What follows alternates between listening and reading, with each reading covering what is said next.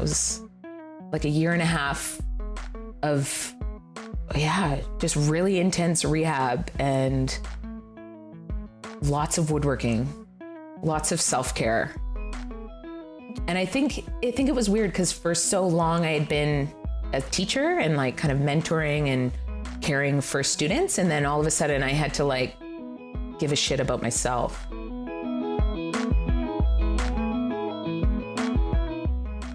Hi everyone, I'm Jamie. I'm Amy, and this is Clever. And today we're talking to Kate Duncan. Kate is an independent woodworker and furniture designer maker operating out of Vancouver, British Columbia.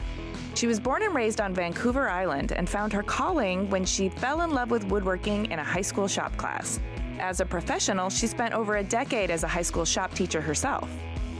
But then a fateful accident led her to heal herself through woodworking, and a collection was born. Now she's running her own brand and has started a popular Vancouver design event called Assembly that celebrates the Vancouver maker scene. Plus, it gives her an excuse to throw a great party. So let's talk to Kate.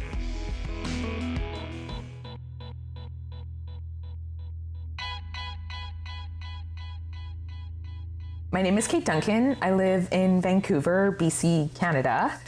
And I'm a furniture designer maker, and I also produce an annual home and design event called Address. Why? Because I love it. I'm obsessed with furniture, should probably be medicated. And I love throwing a good party. Nice. Yeah. You're my kind of lady. Yeah, the party part's really important. So let's go back. I want you to lay the groundwork for us and tell us maybe a story from your childhood, including the colorful cast of characters that might give us a good sense of where you began your creative journey or how things started out for you. What was your life like? I had a great childhood. I grew up in a small town on an island just off the coast of Vancouver. So it's a short ferry ride away. And my parents are rad. I have two incredible parents that I'm really, really grateful for, my mom and dad. My dad is this huge softy sweetheart with just wears his heart on his sleeve. And my mom is probably the smartest person I know. She's just absolutely brilliant. At around age 5, my brother entered the cast. And he's awesome too. All three of them are accountants. So that very firmly positions me as the black sheep in the family, which is an interesting position to be in. Even with rad parents and an awesome brother, it's still really hard to be the black sheep. So growing up was awesome, but also had its challenges, I think, that have put me here today, which I really appreciate in a way. Challenges, yeah. I think being a bit of a black sheep can. Oh, I'm getting so nervous, guys. No. Oh, you're so cute. There is no reason to be nervous. This is all going to be edited. My family's accountants too, and I'm the black sheep, so you're amongst friends. Oh my God, accountants, what's with them? They're so linear. I don't even know. So pragmatic. Oh, I know. And they just were so frustrated by my creativity and my out there ideas and my spacey way of looking at the world. It just flustered them. Yeah. It befuddled them and made me feel like I was disapproved of, which was hard, Totally, you know? Totally. Both my parents are amazing people, but it's also really hard to relate to one another, I think, because they do things so linearly. They are so pragmatic. And my creativity is just, I think, sometimes seen as a liability. Yes, totally. It's so hard to be in this amazing family that also sees your assets as a liability. I don't want to make them sound like this was, that my childhood was terrible or anything. No, it's not terrible, but it is a conflict of sorts because, I look at it now, I can see my parents just struggling to support me in the right ways, but just not knowing what to do or how to do it. Totally, yeah. And they were almost like frustrated with themselves more than me. But of course, as a child, I didn't pick up on it that way. Totally. And I internalized it. I'm like, oh my God, what am I doing wrong? How do I do this right so that I'm not disappointing you? And I just internalized all these mixed signals that, in adulthood I've straightened out or made my best attempt to, but Totally. Yeah. it wasn't a lack of love. It wasn't a lack of guidance. And it wasn't, I had stability and I had food on the table and privilege, all these wonderful things. All of the wonderful things. Yes. Yeah. All of the wonderful things for sure. But at the same time, they definitely didn't know how to encourage me in that way. Mm-hmm. I remember for my 10th birthday, I asked for a sewing machine, and I didn't know how to sew. I just knew that I wanted to put fabric together. So I asked for a sewing machine. And of course, my parents, being the amazing humans that they are, they got me a sewing machine. And so we opened the box on my birthday, and me and my mom just kind of look at each other like, now what? There was no thread. There was no fabric. Like, we didn't know how to turn it on or even plug it in. So the sewing machine present led to the next present, which was sewing lessons that I took for years. I took sewing lessons for years from this cute lady up the street. And so we figured it out. But it didn't come naturally, to say the least. Yeah. It was definitely an interesting childhood. When I was about 13, my mom wanted me to be more ladylike. If you know me at all, ladylike is not a word you would probably use to describe me. So she put me in charm school. Like, who does that? So I had to go to charm school when I was like 13 years old. We learned how to like walk up and down stairs and get in and out of cars. We learned how to do our nails. Like, I'm so not that girl. But here I am in this like class of all these other girls that are just eating this shit up. And I'm like, you guys are whack. I'm doing every finger a different color, and you're all going to have to be okay with that. And then you go home and you feel like my mom's disappointed in me because I'm failing charm school. Totally. And I did fail charm school, and she sent me back. She made me do it twice. Oh man, it was a time.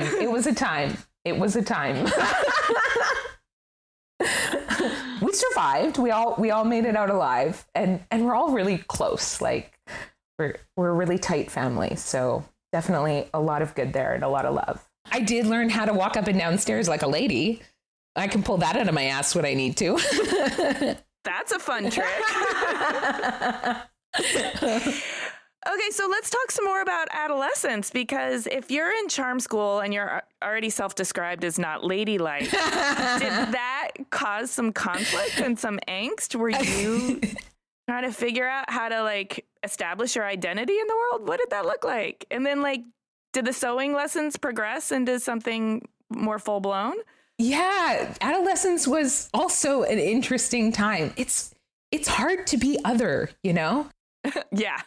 Mm-hmm. I was really into music when I was in high school. So I, of course, signed up for band class, and I showed up at band class and looked around the room and went and sat with my people, which were the girls, which were all holding like flutes and clarinets. So I picked up this little tiny flute with my giant man hands and all these 10 little buttons and this tiny little mouthpiece. And I started to play the flute, and it lasted for like a few months. I gave it a good try. I really did. I really tried. And then one thing led to another, and it was a slippery slope. But the next thing I know, I'm playing the tuba. It has this big toilet bowl mouthpiece that you just push up to your face and flap your lips into. It's got 3 big buttons. It's like this giant beast of an instrument. So I ended up playing the tuba and the trombone all through junior high and high school.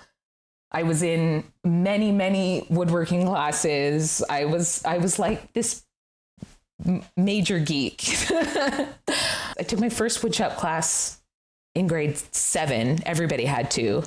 I'm so jealous. There was no woodshop for me. Me neither. I feel like I would have found my path so much sooner had I had the opportunity to take a woodshop class. Yeah, I loved it. I was totally hooked. So that was, a love affair kind of at first sight. So grade 8, grade 9, 10, 11, 12, I was a woodworking junkie. By the time I was in grade 11 and 12, my shop teacher was enrolling me in woodworking competitions. So I did definitely, big picture didn't really fit in. My tuba playing woodworking ways were not sort of normal. But again, I made it out alive. I did it in my own way. So then what happened after high school? Did you know kind of what you wanted to do? And did you end up going off to college to study? I don't know. I guess it would be some sort of woodworking or design or furniture building, or what'd you do? I think I thought I knew what I wanted to do. I thought I wanted to be a teacher. And so I went to university to become a shop teacher. I studied woodwork, metalwork, drafting, and automotive at a post-secondary school. And then I got transferred to another post-secondary school where I did my undergrad in education. And then I taught high school woodshop for almost 10 years. What was that like? It was wild. It was a wild time. Lots and lots of boys. Uh-huh. They are such an interesting group. I was going to say high school boys are 15-year-old boys, and 30 of them. That's a fascinating case study. It was really interesting. I remember I kind of started to figure it out when I brought in this giant stereo system. I mean, the speakers were 5 feet tall. It was huge. And we would blast AC/DC and just jam out and hammer stuff. And they loved it. That's their language. You're speaking it. Yeah. It took a while to kind of figure it out, but they loved it. And then partway through my teaching career, I want to say I got a bit bored. I think I was looking for a little bit more. So I went back to university to do my master's degree. And I wrote my master's thesis on gender inequity in trades training programs. And that was really interesting. I learned so much about myself that I didn't even know I didn't know. You know what I mean? Mm-hmm. It was so interesting. I interviewed a number of girls who were in woodworking classes or automotive classes. I interviewed girls who I considered to be experts in being trades students. And I wanted to figure out what that reality was like for them. I mean, and I kind of thought I knew, I had been a student in woodworking classes for many, many years. I had, woodwork, metalwork, drafting, automotive. I'd taken all the classes, but it was really interesting to hear the perspectives of these young girls who were kind of kicking ass in woodshop class. Each one of them had their own story about how they assimilated to this sort of hyper masculine culture that was in their classroom. And if they didn't assimilate, they didn't really feel like they got the respect or even the information that they needed.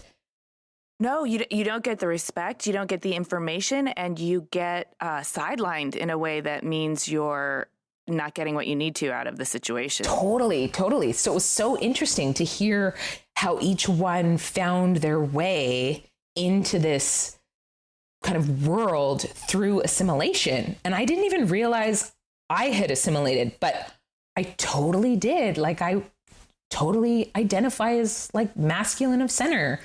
I wear big boots and, swear like a trucker. And they were all describing the same thing. It was oh my God, I'm not alone. Oh my God, this is so fun for me because it was exactly the same for me. I learned how to drink like a fish and swear like a sailor and talk shop with the guys. I learned how to use leverage instead of brute force for things that I wasn't strong enough. I learned how to speak the jargon in a way that bypassed any sexual stereotypes, Yeah, it's so interesting, hey?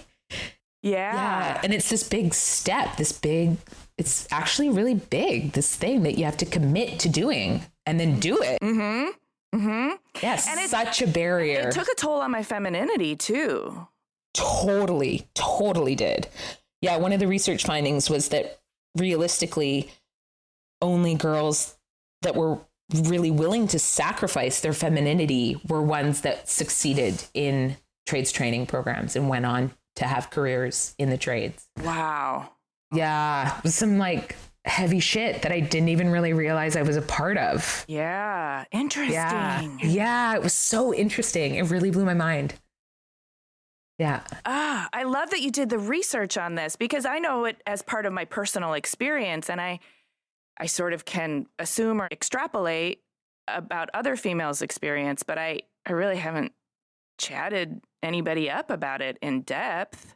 Yeah, I know, right? And I think a really common sort of understanding or belief is that girls and women just aren't really interested. They don't really want to know those skills. And that's not it at all. Like, it's not it at all. No, and I found like all of these skills that I didn't know I had because they hadn't been sort of drawn out of me in my youth. But I have this incredible mechanical prowess and an inept. Yeah, I'm inept in a lot of ways. But this innate sense of spatial relationships and this nonlinear thought process that can synthesize disparate ideas in a way and then figure out the mechanical process to connect them. And that was so fun and so exciting for me. But then I also had to deal with this conflict, which was that everybody sort of assumed because I was interested in that I was also a tomboy and that like hunting and fishing and sports were things that were interesting to me. And that's so not my jam. No. And I was like, I want to do my hair and wear lipstick and high heels and go to punk rock shows, and there is a little bit of connection between punk rock and woodworking, but yeah. I had to connect my own dots back to femininity, and it was a rocky road, actually. Yeah, I know. Isn't it like almost all women that I've bumped up against in a male dominated kind of field has this same experience that is never really talked about. Like, it's always labeled as something else. I find it really frustrating too. And I think we talked about this with Drew in one of our recent episodes where like people don't know how to process like multifaceted human beings who have like all like disparate interests and like just end up trying to silo people into these like stereotypical, like caricatures. And it's so frustrating. It's like I have a really interesting gender representation on top of that. So like some days I wake up and I feel really masculine of center. I put on my work boots and I, thump my way to work, and then I'll come home, have a shower, put on some pumps and a dress and go out for dinner. And both are real. Like just because and both are you. I can be masculine of center doesn't also mean I don't want to put on lipstick and high heels and walk up and down stairs like a lady.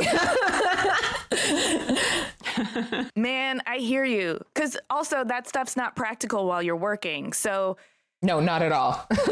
So in order to do what you love, there is a sort of uniform that makes the most sense. And it's clothes that are easy to move in. It's shoes that protect your feet. It's pockets.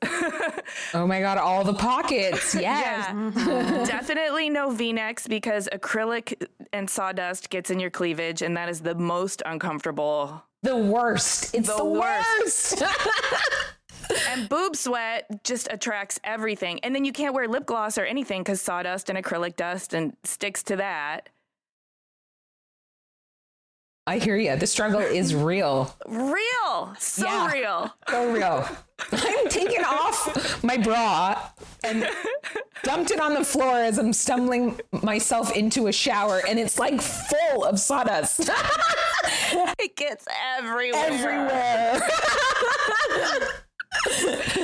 But I remember it used to feel so good sometimes to just take off the sweaty jeans and shower away the masculinity and put my girl self back on. And I feel like that kind of switch between the two makes each space more like vibrant, more vivid or something, more powerful. Yeah, the contrast does something, I think. Yeah. Like when I'm my girl self, I'm like, my girl self.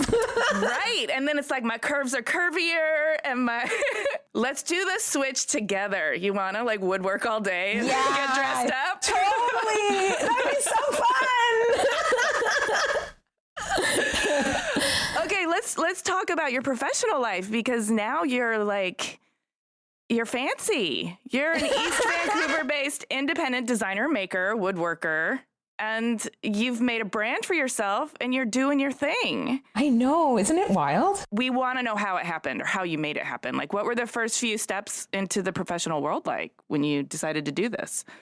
It literally happened by accident. I was riding my motorcycle to work one day, like my teacher work, and I got sideswiped by a car in a hit and run. And then I fell off my bike. Like my bike flew out from underneath me and I was on the street, sliding down the street. And then a bus came up from behind me and like ran over my head and crumpled my bike. Oh my God. Literally by accident. I ended up having a couple of surgeries. I had my hip reconstructed and a metal plate put in my arm. And I was off work for like a year and a half rehabbing. And I got really bored really fast. I'm like one of those people that's always on the go. So I found a wood shop in East Van that was like almost like a co-working space, but for woodworkers. And I like not into yoga, and I really hated rehab in general, like physio. And I hated sort of tending to these wounds, for like lack of a better word. I wanted to like make things. So like a year and a half of like healing your wounds through woodworking? This is intense. It was hard, but it was also really actually kind of amazing. It was like a year and a half of, just really intense rehab and lots of woodworking, lots of self-care. And I think it was weird because for so long I had been a teacher and like kind of mentoring and caring for students. And then all of a sudden I had to like give a shit about myself, but also really kind of cool. Like I really found myself and I really figured out that I can make furniture. And I'd never really seen myself as a woodworker in industry before. I'd only ever seen me as a woodworker in a classroom with a bunch of 15-year-old boys. So I didn't really understand that I knew what I was doing. Like I didn't understand that I really understood woodwork. And so when I started working out of this sort of shared woodworking space, I really came to realize that I knew what I was doing and I was actually pretty good at it. And so I kind of rehabbed myself by just making myself some furniture. And that sort of evolved into my first collection. Like it was so weird. I remember hiring a photographer and like rolling out the big white backdrop and being like, is this real? Am I really doing this? I felt totally fake. I was like, oh my God, I'm an imposter. But I did. I took some photos and I started like a social media account and like bing, bang, boom. I mean, when you get splattered on the pavement like you did, I'm sure a lot of things come into focus and a lot of the bullshit, just flips away because it's unnecessary. I have always felt that making is therapeutic, but I can't really articulate why or how. Can you? Well, I think being physical and moving is just important. Like, I think it's just something that people are built to do. And I always admire people that are super sporty and athletic. It's like, God, I wish I could move my body in that way. Be sporty or coordinated. Oh my God, guys, I'm like so not coordinated.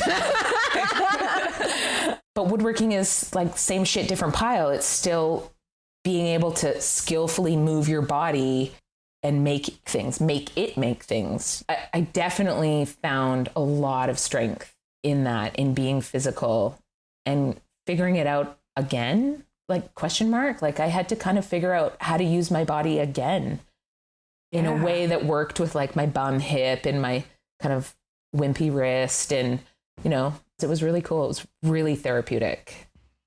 They'd say like, you got the blues, go for a run, like go get some exercise and you'll feel better, like mentally. Mm-hmm. Yeah. It's like that, I think. Well, it relieves stress too. So I think there's just something about like something in your brain starts firing, like endorphins kick in or something like that. Or, you know, your brain can stop focusing on the negative things and focus on the task at hand, which releases the tension, I guess, in a sense. Totally. Yeah. I was so sick of like going to physio and occupational therapy and all these different therapies where they'd like move your arm back and forth, back and forth, back and forth. And I'd be like, okay, this is like really lame. I'm going to go do this in a wood shop and be productive and not really think about moving my arm back and forth, but actually think about creating something and then actually create something beautiful. And kind of like that first collection, I kind of blew my own mind. I was like, God, I didn't know I had this in me.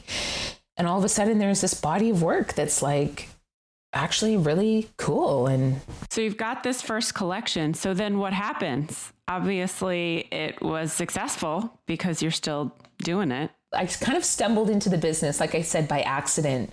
So I literally had an accident. I kind of accidentally made a collection. I was just making furniture for myself. I had no intention of launching a collection. And then I kind of went, okay, this is cool. I can do this. I'm going to actually do this on purpose now. So I took some time. I let go of my teaching career and I designed a body of work that I thought could actually be manufactured and could actually sort of appeal to people, not just, you know, my own self and my own storage problems in my tiny 1-bedroom apartment, you know, like no more drawers, enough with the drawers, Kate.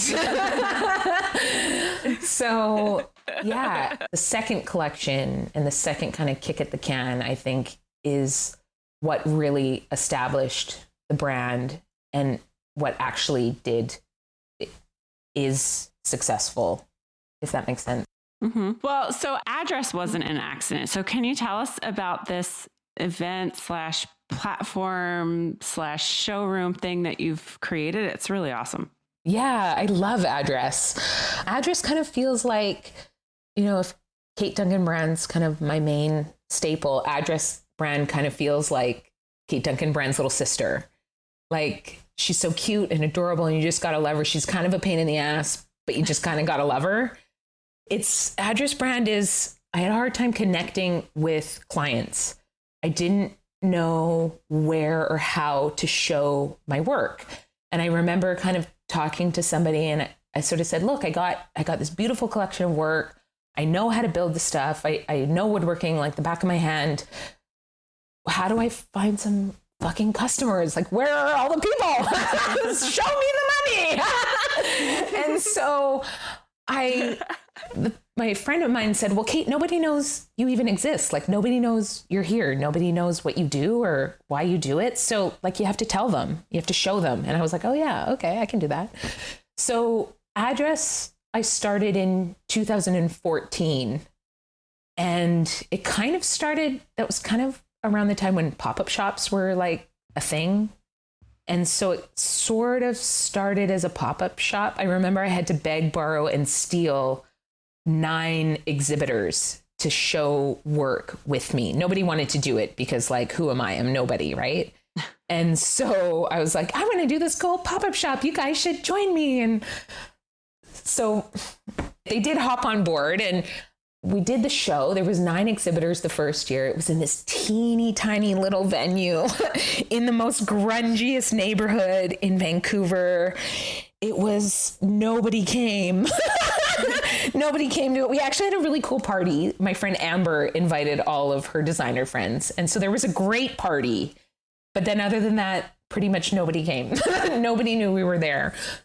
And I remember I went to my friend Kevin's house after the first address and I didn't sell anything. I didn't sell one piece of furniture. I thought I would sell everything. I thought I would sell beds and credenzas and I didn't sell anything. I didn't even sell cutting board.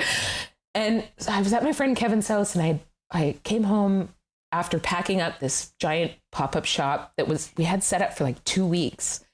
And I had a shower and I was kind of decompressing and I I'm come out of the shower and I'm wrapped in a towel, sitting on his couch crying, going, I can't believe this is the end of my story. And my friend Kevin is just like, oh God, here we go again. And he just, gave me a little pat on the back and he's like, Kate, it's totally fine. You did good. It's all great. And so I don't know why I decided to do it again. I don't know why I did it a second time, because the first time was so much work. I had no idea what I was doing. I really didn't get any results that I was looking for. But there was a lot of positive feedback from the people that did come and the other exhibitors. The space was really, really beautiful. So I got a lot of feedback about how beautiful the exhibit was. And I just did it again because I'm a sucker for punishment. And so the next year was kind of the real first year where I rented a really beautiful venue. Arthur Erickson has this beautiful building called the Waterfall Building. It's an architect building. And so I rented the Waterfall Building. I think there was 14 exhibitors the second year. And they actually pitched in, and paid money to help cover the costs of renting the venue and setting it all up and stuff. So that was really cool. And then the third year was also at the Waterfall Building. We had 19 exhibitors. Last year we had 40 exhibitors. All right, you're picking up steam. Yeah. We're getting lots of people through the door now. We're getting our launch parties are just, they're ginormous. I had to hire staff and bartenders and a DJ. I was thought it was really cool when I hired my first real DJ and not just my buddy, with his laptop. With a playlist. Totally. But you're coalescing a community together too, a community of independent designer makers who, like you have said, too big for a craft show and too small for a trade show. Yeah, it's really hard to find a platform where people that people are going to want to come to.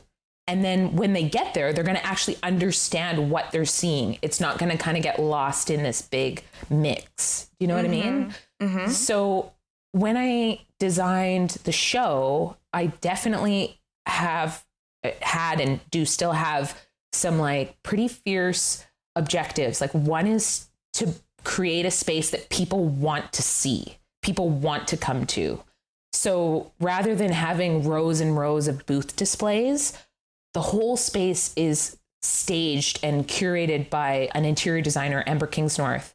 She comes in and takes all of our work and just lays it out. It's so beautiful, guys. And all of our stuff is kind of mashed in together. So there'll be a dining room vignette with maybe a dining table that a woodworker has made, and then there'll be plates that a ceramic artist has made, and there'll be flatware that a metalsmith has made. There'll be a light fixture that's locally made, and artwork that's locally made, and a rug that's designed by a local rug designer. It's so incredible to see all of this talent kind of mashed into one just stunning vignette. And there's 5 or 6 of them. There'll be quite a few vignettes in the space, depending on how big it is and how many exhibitors are showing. Sounds amazing. I love it. I always kind of go in going, oh my God, what is everyone going to bring? Is it going to all go together? I don't know what's happening. And then Amber just comes in and waves a magic wand and poof, it's beautiful. I don't know how she does it. She's kind of incredible that way. And so this is something that you put together every year, and it's up for how long? Just a week. Then do you time it with other design events going on in the city? Yeah, this year we timed it the same time as IDS, which is the big Vancouver design show at the Vancouver Trading Convention Center. We thought that if we kind of teamed up with them, it would maybe help get out of towners to see the exhibit. Because I know a lot of people come into town for IDS from out of town. So we kind of wanted to capture that audience as well. This is the first year that we kind of aligned with IDS. And I'm good at parties and they're good at parties, and we're merging our party power on Saturday night. So the big IDS party and the big address party are both joining forces to be one big power party. Oh, wow. You can see it from space. Yeah! So I want to talk a little bit about your creative process, because you tend toward more traditional woodworking, a lot of clean lines, very sleek, Japanese influence, and using local hardwoods. Is that right? Yeah, totally. Yeah. Because my kind of roots are in woodwork, and those woodworking roots are definitely very much in the arts and crafts movement. Mm-hmm. I think a lot of my aesthetic and approach to building furniture and designing furniture comes from that, like from being a woodworker, not necessarily a designer, if that makes sense. Mm-hmm. Yeah.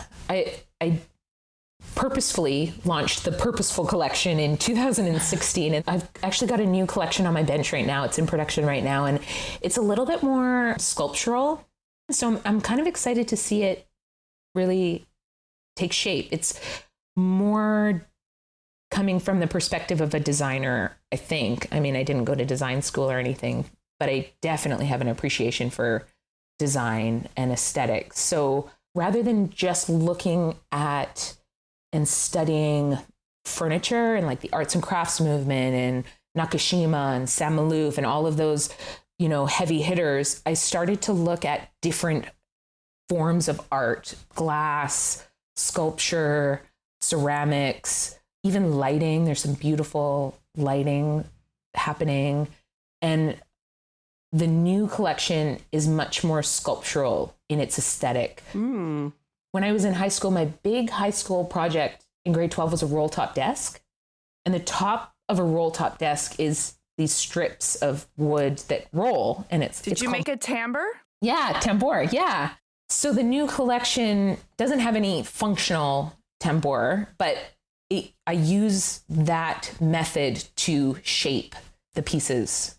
This sounds really weird and kind of out there, but I use that concept and that technique to create different shapes. Like curvilinear shapes? Are you connecting with leather, or how are you joining? Yeah. Wow, that sounds beautiful. Yeah, it's super fun. And it's fun to like kind of lean into something that's a little bit less technical. Like it's not just dovetails and miter joints and, you know. Yeah, but timbre's pretty technical. I mean, I guess if it's not, doesn't have to slide, it's a little less technical, but yeah, still. Yeah. I love that it doesn't really slide. It just is a function of creating curves and different shapes.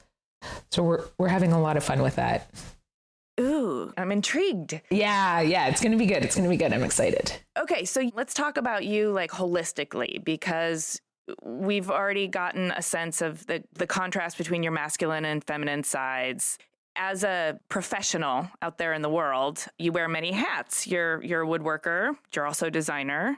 You've started this brand, which makes you an entrepreneur.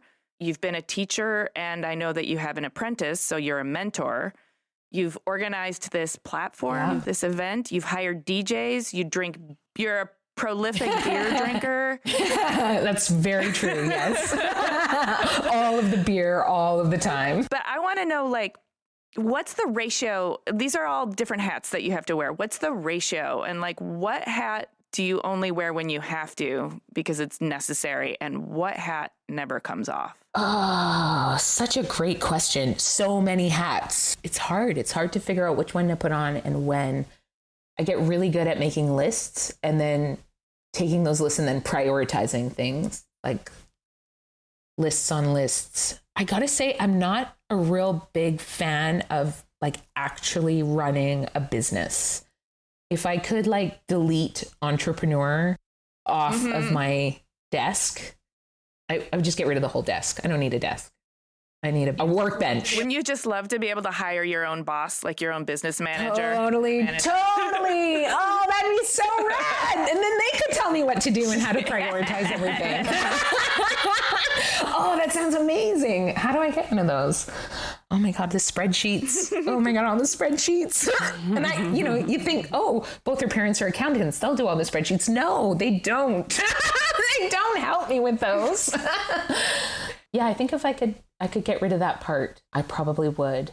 I really just love making and designing. I think the designer hat never comes off. That's the one that's laminated to your scalp. I can't even look at almost anything without having a designer lens. You know what I mean? Like, oh, that chair looks really uncomfortable.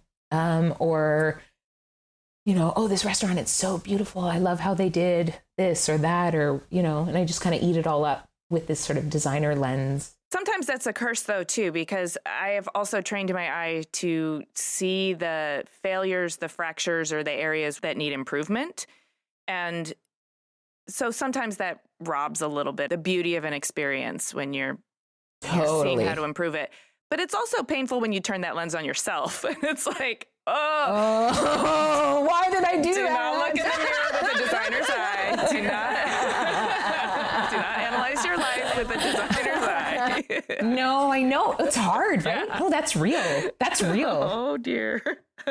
Because there's always like room for improvement. Oh, so much. How to make this better or easier or prettier or whatever. Like, oh yeah. And it's relentless. It is relentless, isn't it? Yeah. Yeah. Such a hard hat to wear. Have you you're like a very interesting, multifaceted, creative, fun-loving person that's very uniquely you. You're Kate Duncan, right? But have you always been like this unapologetically, or have you kind of moved more toward who you really are as you've progressed in your life? Oh God. Yes, I am 100% Kate Duncan. For better or for worse. I think she didn't really have to find herself. She was there like loud and proud right from day one. I definitely feel like there's like an editing that happens. Like I like to say, I'm dialing it in. Like I'm just dialing it in a little bit, you know, just little tweaks here and there to try to, you know, be understood. I think sometimes I can be quite quirky and quite out there. I'm doing this thing and I'm doing this other thing, and then I'm going to do this other thing over here. And, you know, sometimes I think that gets misunderstood and misinterpreted, and that's upsetting. It's upsetting to be misunderstood. So I think I'm continuously trying to dial it in for clarity's sake. Yeah. But it's like the dialing it in is, I like how you framed it as editing. It's not redesigning. It's not improving even. No. It's just smoothing out how other people can receive you. Yeah, totally. Well, speaking of smoothing out, to use a woodworking metaphor, let's talk about sanding. In the existential sense, sanding is a process of, you know, abrasion in finer and finer grits to remove the marks of machining, smooth out roughness, soften sharp edges. What's your real life parallel? Like, is there some aspect of your experience that is smoothing you out through repeated friction or abrasion? Oh God, every day. I love that analogy, and so relevant to so many facets of one's existence. No, like, yeah. So it helps me because friction and abrasion it's painful. It helps me to think of it as something that's actually a process that's reducing the overall friction in the end, or that is smoothing something out. There's also nothing more luxurious than wood that's been sanded to, you know, higher than 220 grit. Like, totally. It's the most luxurious organic material of all. And it's a very natural process if it happens organically. I mean, that's how rocks become smooth. And so when I can process the friction and pain of life as though it's something that's actually servicing the greater good, it just makes it so much more bearable, don't you think? Yeah. And we're all in this together, right? Like, we're all sanding the shit out of whatever it is we're sanding together. We're all in a big fucking rock tumbler together. And sometimes somebody's banging their teeth on me accidentally. Totally. I remember one time a mentor of mine reminded me to like stop and observe what you've done. Like, put down the sanding block every now and then and just appreciate what you've done, where you're at. You know, you might not be finished, you might not be at 220 grit, but like, there's also something to be said for just pausing for a minute and, you know, taking a look at what is there and where did you come from, you know? Woo! Pat on the back, right? Yeah. Yeah. Celebrating those small victories or those incremental steps along the way. That's a lesson that was tough for me to learn. Yeah. Yeah. It is a hard one, isn't it? I was too focused on the future all the time. And also with that designer's lens, like, I'm not there yet. I'm not there yet. It can be better. It can be better. It's so hard. Like, the struggle is real. I want to know if you have any big goals, whether it's for your business or for you personally or for something you might want to build. Like, what's your biggest goal? I think the goals are kind of there. They're laid out. I think it's more the same. I think more furniture, more address, more community, more dog walks. I don't go on nearly enough dog walks. Yeah, more of the same. Hey, man, how better do you know that you're on the right track if all you want is more of what you're doing? Yeah. That's the best. Yeah. Yeah. No, it's true. I love everything that's happening. What's your dog's name? Cooper. Aww. He's the best. Did you name him Cooper after a woodworking term? No, I didn't. I named him Cooper so we would have the cutest hashtag ever, Kate and Cooper. Oh, that's pretty cute. Okay. Okay, do you have a new project or a collection or something you want our listeners to know about that we can direct them to? Yeah, it's coming. It's a coming. She's a good one. Super excited about the new collection. I'm going to drop a few pieces at address in September and then try to make my way to ICFF this year. So hopefully there's something good to show there. Where can we keep tabs on all this on the web and social media? Social media, man, I love it and I hate it, right? Mm-hmm. Yeah. I kind of had to ditch my Facebook and my Twitter. That was too much for me, but Instagram is kind of where I'm feeling it. So I definitely check out Instagram at Kate Duncan Design or at Address Assembly, and the websites too, right? kateduncan.ca and addressassembly.com. Well, thank you so much. Kate. No, thank you guys. This has been a real pleasure. Yay. Yay, thanks. Oh my gosh, I knew you guys would hit it off. I found my lost best friend. I've known of her and I've been hearing of her for years, and other people have told me that we'd hit it off. So it was actually really, really fun to talk to her. Mm-hmm. Yeah, you guys have a lot in common. I like how she's unadulterated Kate. Like, that hasn't always been easy to be that way, but she hasn't conformed in a way that she had to then have some sort of epic life crisis to bust out of. And it's really super refreshing, and more power to her, you know? Well, first of all, there's no way in hell I would ever teach a group of 15-year-old boys, especially around like equipment that might be unsafe. Like, I don't know how she handled that, but man, kudos to her for doing that for 10 years. I mean, geez. Yeah, that's not something that appeals to me either. I also really appreciated what she was talking about when she was looking into gender in the trades. I think that's a really important topic, and there's not enough conversation about it right now. And I think there really should be, because like she said, like, it's not that girls aren't interested in learning how to do these things. It would be really great to figure out more ways where those things could be presented to girls at an earlier age, or have them have more hands-on experience. Because she said she had her first shop class in 7th grade. Like, we didn't have shop. I don't even remember. I guess there was shop in high school, but it wasn't even something that was presented to me as an option. I agree with you. I think it's super fascinating, all that research that she did, and it brings to mind a couple of things. There's a lot of talk about the gender disparity in the tech industry these days, and women have said that it's just a really unpleasant proposition they have to make in order to enter this like sort of brosphere, and how to navigate that brosphere.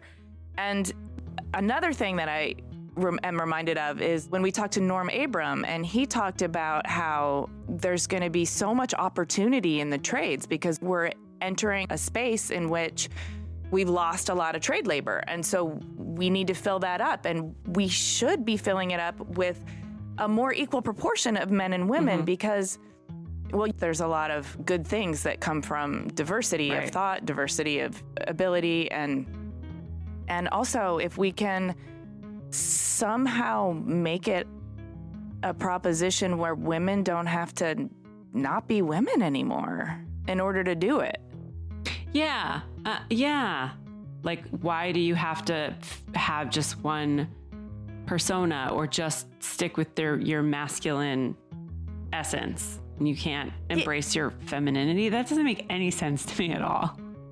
And there's so many ways that really, really subtle ways that women just get funneled away. It's not even like they're told they can't do it or they're not welcome here. It's like they just get subtly encouraged to do something else somewhere earlier down the line. And so I just feel like that's not good for society. That's not good for the economy. That's not good for healthy, well-rounded people. Yeah. I was treated as such a novel idea when I was a finish carpenter. You know, I was a contractor. I would drive around with tools in my van and go fix shit for people or make stuff for people. And I couldn't believe what a novelty I was. I mean, I could believe it, but I just don't think it needs to be a novelty. It's a very real skill that anybody can possess if they want to. It's super annoying too to feel like you're a novelty because it feels like you have to be a spokesperson for like the whole gender of women who are in woodworking. Like, how can you represent this whole class of people? And you're like, I'm just trying to do my job. I'm just doing my thing the way I do my thing. Okay.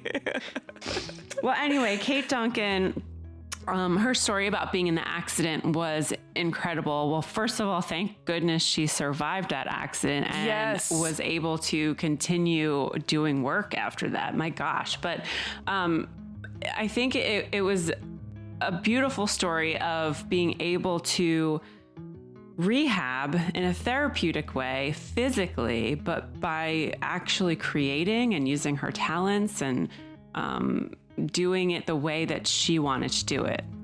So this was like an unfortunate yet fortunate way for her to transition into doing something completely different. And it sounds like she really loves what she does, not only with her own brand, Kate Duncan, but with Address and building this whole incredible design community that she's built in such a short time in Vancouver. I know. That enthusiasm is powerful, too. She's a force. I love it. I do want to mention that if you had a band with Kate, it would be called Sawdust Cleavage, and your first album would be called All of the Pockets. Oh! Yeah, those are the things I take notes about when we're having our conversation with guests.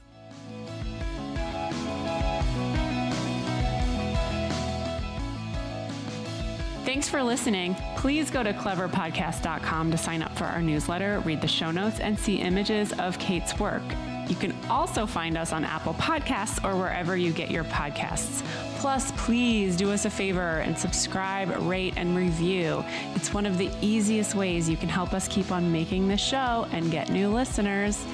We're on Twitter, Instagram, and Facebook at Clever Podcast. We absolutely love hearing your thoughts and feedback, so connect with us on social and be our friend. Clever is produced by us, Amy and Jamie, also known as 2VDE Media, and was edited by Alex Perez and Ty Navarez, with music by L1011.